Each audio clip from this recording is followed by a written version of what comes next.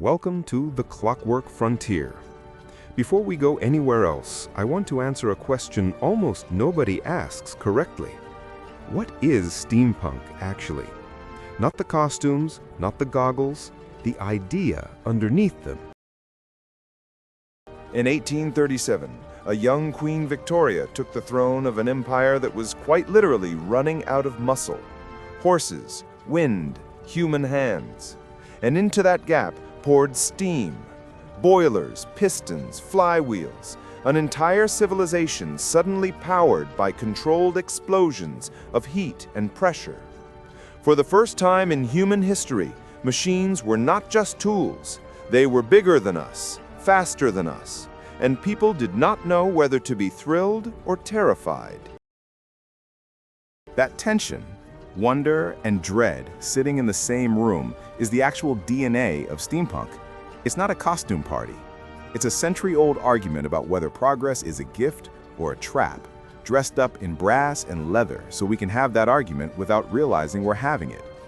The word itself didn't even exist until 1987, when science fiction writer K.W. Jeter coined steampunk as a joke, a way to describe his own Victorian-flavored fantasy novels as the retro cousin of cyberpunk, which was the hot genre at the time.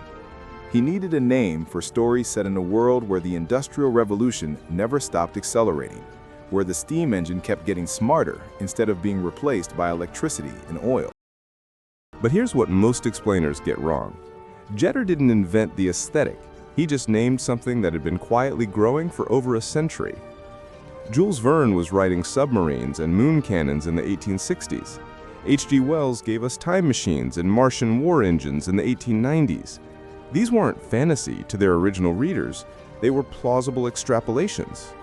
Verne and Wells were asking, if steam and iron can already do this much, what's the ceiling? And nobody could answer that question yet, which is exactly what made it thrilling.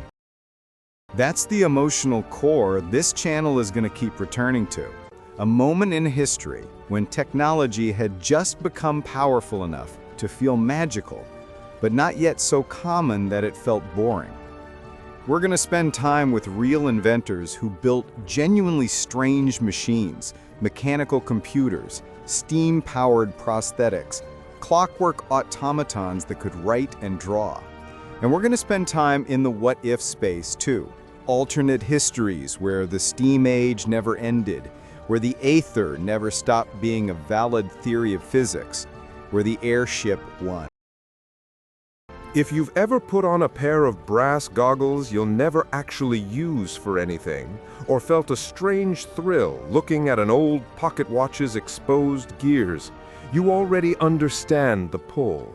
You don't need to explain it. You just need somewhere that takes it as seriously as you do. That's what the Clockwork Frontier is for. Next week, 5 real Victorian inventions so strange you'll assume I made them up. I didn't. Subscribe and wind up the clock. This is going to be a long, strange, wonderful journey through the age of steam.